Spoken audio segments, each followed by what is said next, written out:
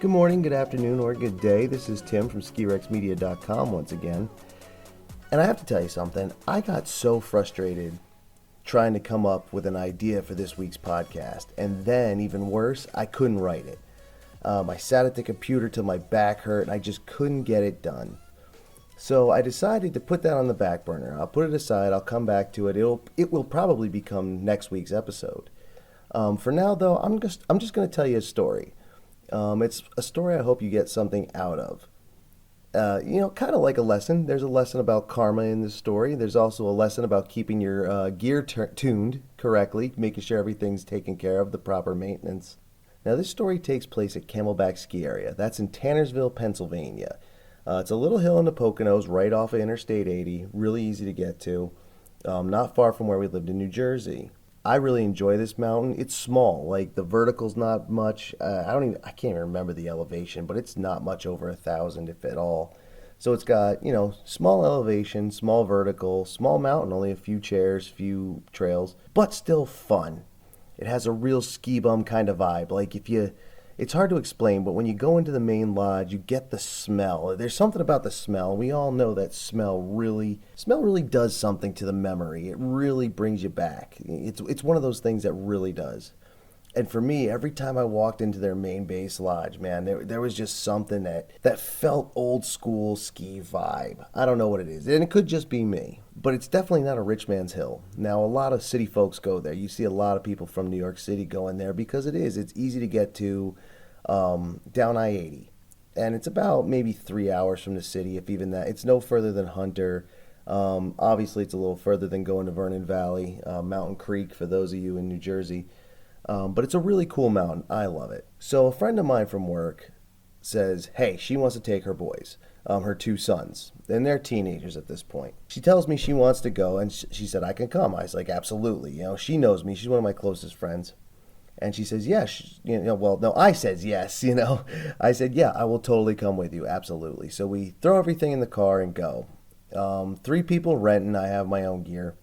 They all get snowboards, so, let's just say this is kind of foreshadowing for the maintenance issue. If they're getting rental gear, they are square. Actually, no, the oldest boy, he didn't, but his stuff hadn't really been used that winter, and I know for a fact he took it to a shop and had it, he got his waxes done, he got his wax done, he got his edges done, he got all that done. We go to the rental shop, we get snowboards, and now the thing is, the oldest son, he knew how to ride. I obviously know how to ski. My friend and her other son, they don't know how to snowboard, but they're willing to try it, and we're willing to show them how to do it. Now, personally, I have had very little success on a snowboard. I've done it a bunch of times. I do know how to do it, but I don't know how to do it well. You know what I'm saying? I can't do it. I can get from top to bottom if I have to, but luckily we live in a world where I don't have to. I can pick to put 2 sticks on my feet and not just one. But we feel, her oldest son and I feel, that we can at least give them the basics. So we come out of the rental shop, we head over to the learning area, and that's where we spend a good chunk of the day, the beginning of the day. And this is in Pennsylvania, mind you, so they have night skiing, so the day can keep going well past 4:30. I grew up learning how to ski in Vermont, and lights are only allowed in small pieces, like on half pipes, or, not even terrain parks, really just half pipes, or on like tubing runs. So we could go into the night if we wanted to. I think they stayed open till like 9 or 10 o'clock. So we spend a good chunk of the day in the learning area. And at one point, my friend and her youngest boy say they're good to be on their own if we actually want to go take some runs, some real runs, go to the top of the hill and do what we do. So we jump at the chance, obviously. We grabbed our gear, we headed over to the summit lift, and we go up. Now, the kid I was skiing with, he had a bit, and he kept doing this bit. We get going at a good clip. Like, we weren't bombing the mountain at all. We were kind of leisure riding, just kind of, carving a little bit, back and forth. Plus, there was a good amount of people there. I think it was a weekday, too. I think we broke them out of school to go. But there was still a good amount of people there, so maybe, I can't remember if it was a weekend or what. It really doesn't matter. What does matter is that we were just riding. We weren't going too fast, weren't going too slow. So the kid kept doing this bit where he would bail on purpose. Like, he would just hit the ground. He was kind of doing a bad impression of one of the biggest Jerrys on the mountain. Actually, bailing on purpose is probably a Jerry move, but he was doing it, and I was laughing, he was laughing, we were having a good old time. But he wasn't doing it constantly. We got a ton of runs in. We were just up and down, up and down, up and down. But he was doing the bit. A couple times we go down to the learning area, we check on the other two, they're fine, Then we go back up, come back down, check on them, they're fine, back and forth, whatever. At one point, we're riding down the hill, minding our own business, and he goes to do the bit again. So he takes his dive. I see him go down, I laugh. I actually have this on video somewhere, I think still. But he hit kind of hard. I didn't think anything of it. I just kind of chuckled. I was like, yeah, whatever, dude, cool, whatever. And we're riding. And as we ride a few feet after he gets back up, like he stands up on his board, I see this look of just disbelief. It was disbelief and pain. If you can imagine that in your head, it was disbelief and pain. So I pulled him over to the side of the trail. I was like, dude, what's wrong? I'm like, are you all right? He's grabbing his wrist. So it's obvious he hurt his wrist. At this point, we don't know how bad. I just know that he's in some serious pain. So I asked him, I was like, dude, what do you need to do? Like, do you need to stop? We'll get the patrol. Can you make it down? I really want him to make it down. Not that I haven't dealt with ski patrol before and been in that situation, but, just at that point, if he was able to ride down, would have been just easier and quicker. So he agrees that he can go down after a few minutes. We just sat and rested for a few minutes, and then we go down. I take this kid down to the first aid center. We didn't have to deal with patrol, so we just went there, stacked our boards and, my skis and his board, we, put them on the side and go into the first aid center. We tell whoever's on duty there, he fell, hurt his wrist. I'm not his guardian. I'm just his friend, but his mother is on the mountain. I have to go get her. He's like, all right. So I leave him. This is the first time I leave him. Now, obviously, I'm doing a good thing here. I'm going to get his mother. That's why it's a good thing. Now, the next time I leave him will be the part where karma comes into play. Now, I walk over, and the thing about moms is they always know. So as I'm walking over to the learning center, the learning area, she turns. She sees me before I get to them, to her and the other boy. She sees me before I get to them and notices immediately, like I see it in her face. She knows that something's not right because I'm walking up alone. Now, obviously, it could have been that I just got to the bottom of the hill first or we just got separated, but she knew. And that's exactly what happened. I walked up to her and the first thing out of her mouth was, what happened? I was like, I took your boy to the first aid. Like, I didn't even sugarcoat. I said, I took your boy to the first aid center. He hurt his wrist. They're checking him out. We got to go back over there. So we walk over there. We're in there and we wait a few minutes. They're doing what they're doing. And I'm thinking to myself while I'm standing there waiting and kind of talking to everybody. I'm thinking to myself, this good old boy from Vermont doesn't really get to do much night skiing. Like I said, I grew up skiing in Vermont and we didn't have lights on our trails. And since I'm waiting for him anyway, we can't go anywhere anyway, I said, hey, anybody care if I go get in a couple more runs? Now, this is where the karma comes in, because who leaves their buddy in the first aid station to go take a few more runs? Well, I do, or so it would seem. So everybody kind of looks at me kind of off, and I didn't think anything of it because I'm thinking y'all are going to be here anyway. I might as well go take a few runs while I have the opportunity. So they agree, and now that I think back about it, they kind of begrudgingly agreed. And I think I might have thought that they wouldn't want to wait if I was up on the hill. And I said I was only going to take a couple and then check in, just in case they were ready to roll. So I said, all right, I'm going to go. I'll be back in a few minutes. So I go. Now, I don't remember if I got in one run or two runs. This might have happened on the immediate run after I left. But here's the karma. one of my best friend's oldest sons is now sitting with what we find out is a broken wrist, but we'll get to that. I put on my skis, I head to the lift, I go up. How many of you have skied the East? We have the reputation out here, even in Pennsylvania. You hear a lot about it in New England as well, but even in Pennsylvania and upstate New York, skiing the East means skiing the icy, frozen over, man-made, granular bullshit snow or bulletproof ice. You know, that's what that means. That's what when you ski the East, you ski that, and there is the old cliche, if you can ski the East, you can ski anywhere. Now, we keep that in mind because that's what I'm about to ski. Now, I've been skiing the East most of my life, and I was skiing all day, so what's the problem? Well, the problem is the sun has now gone down. It is pitch black. It's after 5 o'clock at this point, and dead of winter, 5 o'clock, the sun's long since have gone down. And after 5 o'clock, it had to be closer to 6, actually, come to think of it. I don't want to get too crazy with that. It was closer to 6. So the sun has gone down, and anything that was soft is now frozen. No sunlight, no heat, all frozen. What you want to do in this situation is you want to have your edges nice and sharp. That way you can cut into the ice. If you have, that way you can still pull turns. You need edges. Even on the soft shit, you need edges. Here's where karma kicked in. This is the lesson. I'm going to give you the lesson like I'm totally giving it away. Karma's kicking in. I haven't even given you the punchline yet. And I'm going to tell you karma's kicking in right here. And my own cockiness thinking, oh, my equipment's just fine. I have enough skill where my equipment's just fine. I don't need to get it tuned up before this trip. I knew we were going at least a week ahead of time. So I could have run down to any local shop. And even in New Jersey, there were a couple. Where I lived in New Jersey, there was a couple places I could get it done and would get them done.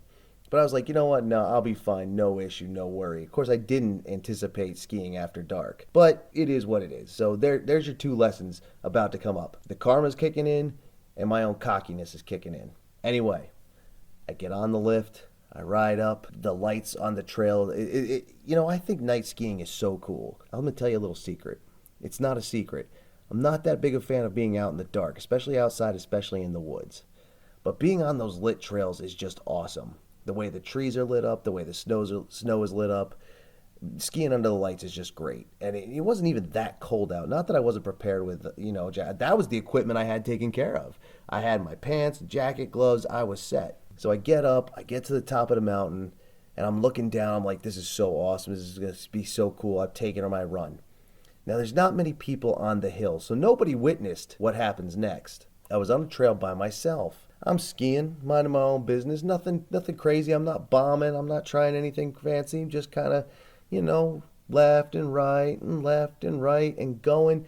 And on one of my rights, I hit ice. My feet went right out from under me. No edges to dig in, no edges to cut in there. So my feet just slide. Like the only way that could have been more slick as if someone threw oil down on it while I was going down it. The ice was just, it was, this ice had to be pure like friggin' like ice skaters like on a lake, man. And I don't know not much about ice skating, but I have to imagine this is the kind of thing you'd want.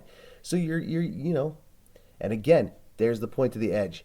I'm sorry to kind of take a left turn there, but skates are nice and sharp so they can dig into the ice. Edges, same idea. Or cut into the ice, same idea. And I can only imagine that this ice was slick to the way an ice skater would like it so they can glide. But as a skier, I didn't want to glide. But my feet went out from under me and they were gliding right out from under me and I go down.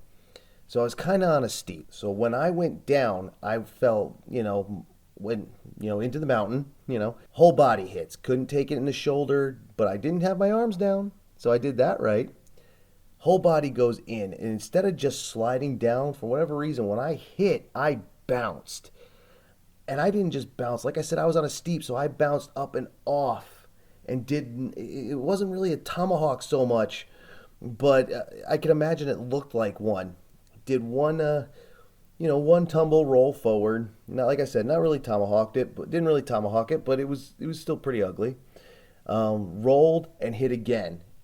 On ice, more ice, and I hit the same side that already hit the mountain once, bam, down. And I was down for the count. I stayed down for at least a 10 count, to be honest. I don't know. I just know that it hurt. Not bad, but bad enough that it woke me up. So my night is now over. I stand myself back up, pay more attention, kind of slide it out on the way down. Didn't really turn much. Not really in shock, but definitely pissed at myself. Definitely mad at myself for letting that happen. I don't mind falling. And I've had some good ones. Never really gotten hurt until this moment. But I don't know how hurt I am yet. Get myself to the bottom. We go to the first aid station. Well, I go to the first aid station to pick them up. Sure enough, the first aid people, ski patrol and a couple of, first aid heads they have in it, say we need to take the oldest boy to the hospital. They think he broke his wrist, which he did. We didn't find that out at the hospital, though. And there is no hospital in town. We had to go drive and find it. We were at the emergency room. Luckily, there was a Wawa right next door, so we were able to eat. Take him to the emergency room. He gets a bunch of x-rays. It turns out when he finally did go to an orthopedic surgeon, the day after that or the following day, he broke his wrist so bad he needed pins to fix it.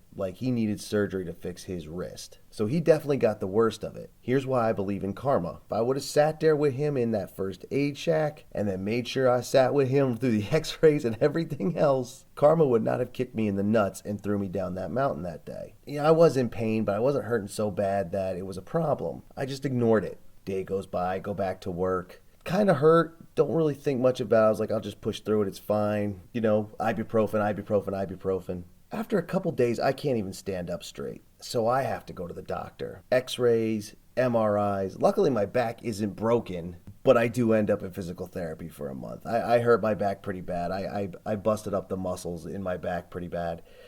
So I believe in karma. And again, like I said, if I'd have sat there with him, this wouldn't have happened. Of course, then again, it might not have happened if I had my edges sharp. But if your friends get hurt while you're skiing and riding, man, stick by them, support them, don't bail on them. Karma will kick you in the nuts. Or ladies, karma will do something equally as bad to you. Kicked in the nuts, figuratively speaking. And always have your gear tuned, especially if you know better. I knew better.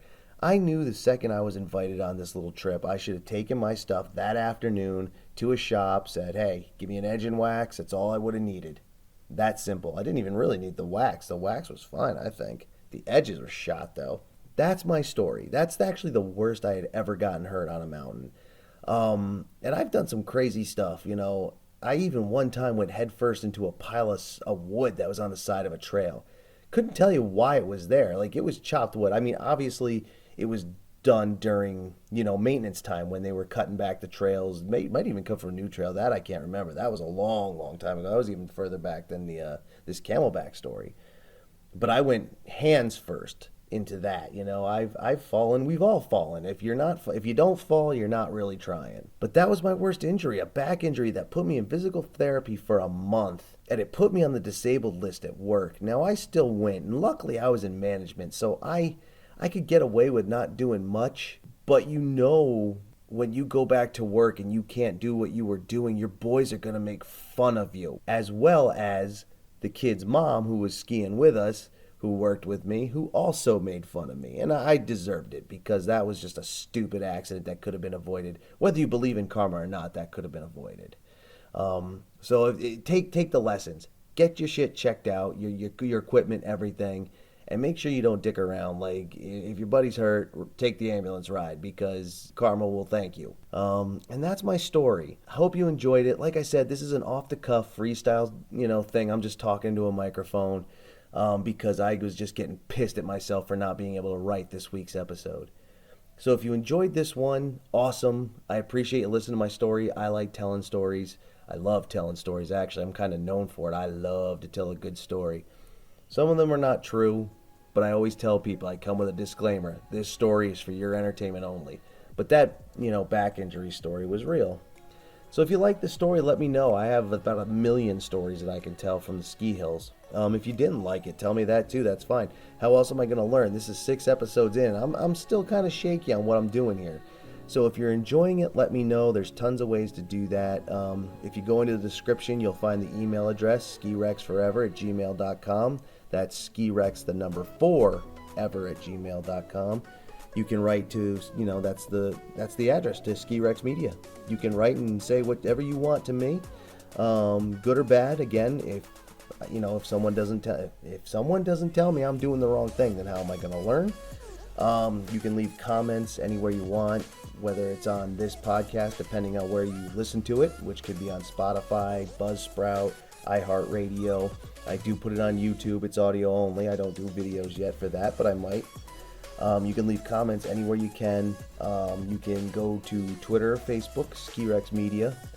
You can go to the posts, the written posts, daily written content on skirexmedia.com. And there's places you can comment all over that.